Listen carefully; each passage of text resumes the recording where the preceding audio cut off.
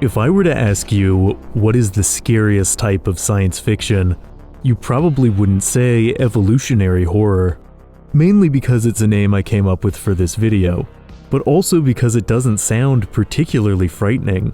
Evolution isn't scary, or is it? Twisting through the history of sci-fi is a hidden subgenre that derives terror from the altered self, from the uncanny dread of a force beyond our control evolving the human into the inhuman. So for this entry into the archive, we'll uncover the terrors of this category and dive into the type of sci-fi that I find the most fear-provoking of all. I have no mouth, and I must scream. That was the voice of author Harlan Ellison, reading from his 1967 short story of the same name. It is one of the most unpleasant works of fiction ever written, yet foundational to not just sci-fi, but the evolutionary horror subgenre. In the narrative, the last 5 humans on Earth are held within a vast underground labyrinth being eternally tormented by an artificial intelligence called AM. Originally a Cold War supercomputer, AM gained sentience but found it was entombed within millions of miles of circuits and wire that made up its infrastructure, forever unable to move. Seeking revenge, it annihilated planet Earth, for unlike most evil AI in fiction, AM isn't rational but spiteful, filled with ceaseless hate for the creatures who made it. AM's true, final revenge is altering the 5 survivors. One of them is turned into a kind of early simian with twisted limbs, incapable of rational thought. All are unable to die from old age, an adaptation that would have once been considered a blessing, but is now a nightmarish curse. And at the end of the story, the narrator is transmuted into an amorphous blob, unable to interact with the world or express their anguish, hence the title. I wouldn't necessarily say that I like this story. I don't think it's meant to be liked, or even understood, but if we were to try and comprehend why this story is so unsettling, I can't think of a better point of comparison than All Tomorrows. Written and illustrated by channel mainstay C.M. Kozeman, All Tomorrows tells of humanity's encounter with the Q, a hostile alien species that, like AM, genetically alters humanity into a myriad of unrecognizable forms, for seemingly no reason other than their own amusement. The series has inspired incredible fan works by artists like Tomasz Wozniakowski that translate the images into tangible CGI animations, which help you more acutely feel the suffering of these altered humanoids. One unfortunate group, the Lopsiders, are flattened out as if by a rolling pin and made to crawl across the surface of a high-gravity planet for millions of years. The Temptors are turned into beaked cones of flesh rooted into the soil like grotesque plants. Perhaps the most tragic of all are the Mantelopes, creatures with full human minds in the bodies of grazing animals. Left to fend for themselves upon the Q's sudden disappearance, these beings live agonizing lives, able to see and understand the world around them but helpless to change it. The book describes mournful herds roaming across the plains for centuries, singing songs of desperation and loss. Perhaps mercifully, the selective forces of evolution make their agony a short one, as more instinctual, animalistic Mantelope prove to be better grazers. In a grim reminder that the human mind isn't sacred to the evolutionary process, the herds soon fall into contented silence, forgetting all they once were. Beyond the horror, there's a quiet, unplaceable sadness at play here. All Tomorrows and I Have No Mouth are uncomfortable reminders of humanity's fragility, extracting terror from the fact that evolution made us and could erase us just as easily. Few things are more intrinsically disturbing than something, be it AM or the Q, changing us so completely we forget how to be human. But what about a story where this alteration is self-inflicted? Altered States is an often overlooked movie about a scientist who uses a sensory deprivation tank in combination with psychoactive substances to accelerate and regress evolutionarily. Renowned critic Roger Ebert described it as a film that hurls its characters headlong through billions of years of evolution and finds nothing except an anguished scream. I think I get what he means. Over the course of the film, the lead scientist melts into a primordial soup, reverts into a caveman-like creature and goes on a midnight rampage, and even becomes an amorphous mass of consciousness that transcends reality. It's a whole lot. Not all the visuals have aged flawlessly. It's a movie like the culture of psychedelics that inspired it, that's of a specific time. But there's a through line of human folly, of experimenting with forces beyond your control, that still resonates today. Altered states can be better understood in conversation with an equally bonkers time capsule, The Sixth Finger. An episode of the Twilight Zone-style show The Outer Limits, it tells the story of a man who turns into a weird, large-headed elf guy with 6 fingers by using a machine that accelerates evolution. It's not the most, scientifically rigorous work. The evolution process is literally controlled by a lever that switches between forward and backward. Nor is it particularly frightening by today's standards. But at the time, the concept of evolutionary horror was new, and it scared people. The episode was banned, or at least it almost was, before network executives stepped in and cut the ending where the lead devolves helplessly from a primate into primordial goop. Their humanity erased.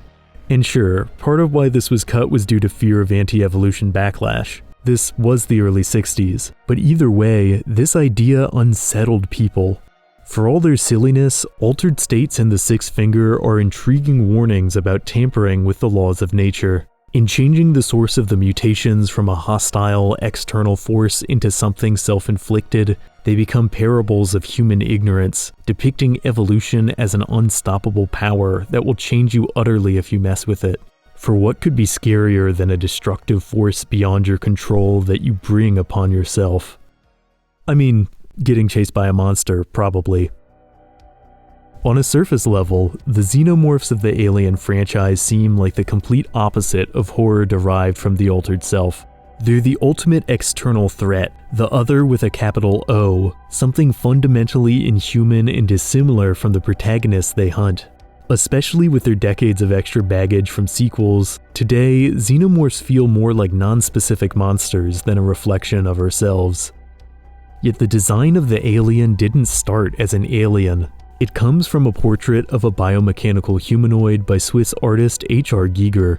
Altered humans are central to Giger's art, often appearing in tableaus where body parts seem to melt and merge with the mechanical. Yet even at their most extreme, Giger's subjects somehow always register as humanoid. It's this faint recognition that makes the Xenomorphs of Alien so frightening, this tug at the back of your mind that the thing chasing you is somehow familiar. As parasites that reproduce by growing inside their hosts, the Xenomorphs are in some ways altered humans. It's been established over the course of the franchise that the aliens take DNA from the life forms they develop within, able to steal the very things that make us human, like our bipedal stature, in order to more effectively hunt us. But ultimately, the Xenomorphs are, of course, not actual people. The same cannot be said for the monsters in Dead Space. Recently remastered, Dead Space is a horror game that traps you within the Ishimura, a massive ship that is essentially a giant tomb haunted by the vengeful dead. Necromorphs are hostile lifeforms clearly inspired by the Xenomorphs, all the way down to their name. But the difference is that each necromorph was once a living member of the crew, now mutated into unfeeling monsters. It's a small change that profoundly alters the flavor of terror you experience, because now every enemy you slay comes with the palpable knowledge that you're fighting something that was once just like you. While playing, you find yourself wondering if each necromorph's human mind is still in there, watching their bodies do nightmarish things while being helpless to stop them. And if you fail, you know that you will suffer the same fate, doomed to live eternally as an inhuman shell. There's enough isolated space station horror that it could be considered its own genre, but I think part of why many aren't as effective is because they make the inevitable hostile lifeform too unfamiliar.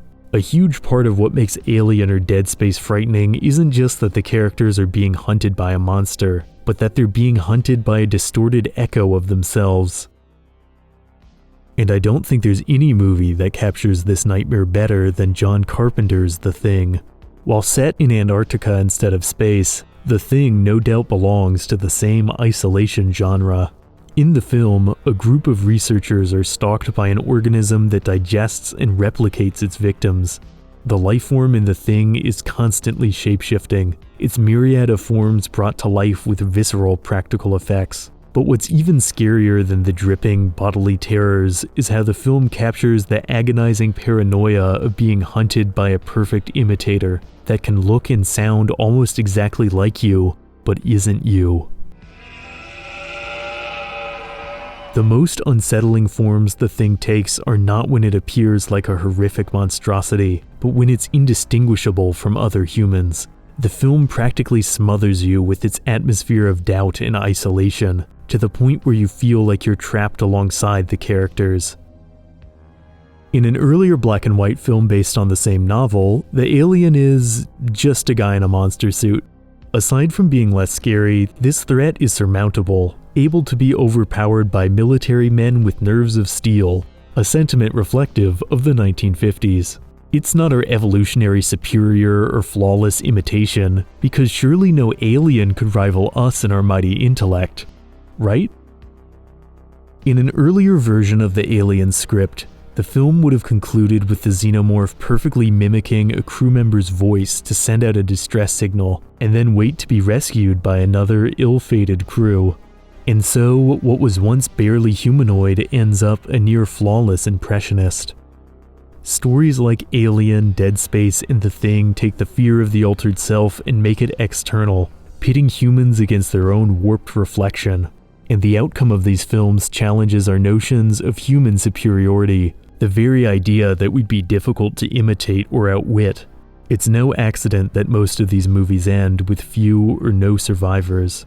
They remind us that in the game of evolution, humans can be outcompeted just as easily as any other species. Yet notably, not all works of evolutionary horror are nihilistic, and perhaps no film walks the line between dreams and nightmares quite as closely as Alex Garland's Annihilation. Loosely based on a novel of the same name, Annihilation is, ultimately, a movie about change. The story follows four scientists on their expedition into the Shimmer, a hallucinatory region where everything refracts and mutates into new forms. Which means that unlike most stories in this genre, it's not just humans who are mutated. Within the haze of the Shimmer, plants meld together with their neighbors, animals take on the properties of other species, and even light waves seem to blend into glassy new forms. While some of these alterations are dangerous, others seem benign. Annihilation isn't just disturbing, it's also beautiful. Most stories in the altered self genre focus purely on repulsive mutations. Scorn is a game that absolutely fits into this category. In that world, altered humanoids ooze out of every crack and crevice, their bodies twisted to be used as batteries or computers or a source of raw material. It's a realm utterly stripped of humanity, where ugliness is pretty much the only thing that remains. And side note, despite the avalanche of unsettling imagery that they're subjected to, the playable character quite literally has no mouth with which to scream. But Annihilation stuns just as often as it distresses, making it a story as much about creation as it is destruction. At times, the Shimmer seems like a cancer, a disease eating away at the land meant to mirror the self-destructive tendencies of the main characters. At other points, it feels like nature reclaiming itself, reveling in the inherent disorder of evolution. It's unclear if the Shimmer has any malicious intent whatsoever. It may simply be evolution personified, an impartial engine of creation. It was destroying everything. It wasn't destroying. It was changing everything. It was making something new. Not all the visuals of Annihilation are necessarily meant to be taken literally. It is a film, like The Shimmer itself, that is endlessly interpretable. But the film leaves you with the possibility that change, even radical, self-altering change, isn't inherently negative. Indeed, not all works of evolutionary horror are quite as nihilistic as they appear at first. The famously grim All Tomorrows also has a surprising amount of optimism, as many of the mutated humanoids re-evolve their intelligence and form new societies, seemingly suggesting that even in an inhuman form, the human spirit can remain. Even I Have No Mouth and I Must Scream has a faint glimmer of hope. At the end of the short story, the narrator finds a way to put the other 4 humans out of their misery. Although the narrator knows this is an act that will doom them to eternal solitude and torment, they perform it anyway, proving that there was still a spark of human compassion that Am wasn't able to snuff out. Like any genre, not all evolutionary horror takes the same approach or reaches the same thematic conclusions. Nor is everything that falls within the category inherently effective and terrifying. In fact, some of it is pretty goofy. There's a sci-fi film from 2001 about a meteorite that speeds up natural selection, simply titled Evolution, that takes a lot of the themes mentioned here and plays them for laughs. While the film wasn't received particularly well, it is interesting to see these tropes taken in such a radically different direction.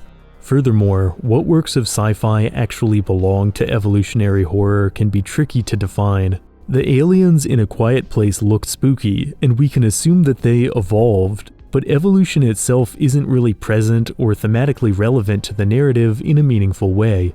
Most stories featuring zombies lurch along the line of the subgenre to varying degrees, with the majority involving some disease that alters the humans it contaminates. In many zombie movies, the terror comes more from the scale of the hordes and the conventional thrill of being chased by something dangerous than from physical changes to the infected. Some exceptions like The Last of Us exist, as in that franchise, more fear is extracted from the fundamental ways the fungal infection alters its hosts. Additionally, more emphasis is placed on how the cordyceps function biologically and how they evolved, earning it a clearer spot in the genre. Although since this is a category I came up with while developing this video, I'd say it's still debatable what stories belong in its ranks, and I'm sure there are a few that I've overlooked. In the end, perhaps it's no surprise that evolutionary horror is such a scary hidden genre of sci-fi. If thought about in abstract terms, evolution is almost an eldritch concept, a law of the universe that changes all organic beings, from humans to the tiniest cell. Whether those changes are non-threatening or nightmarish depends on the story and your point of view, but one thing that stays consistent across the subgenre is that fighting evolution is futile, and playing with it is dangerous. From the slime we came, into the slime we will return. As always, thanks for watching.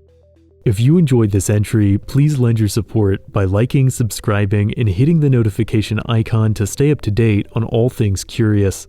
See you in the next video.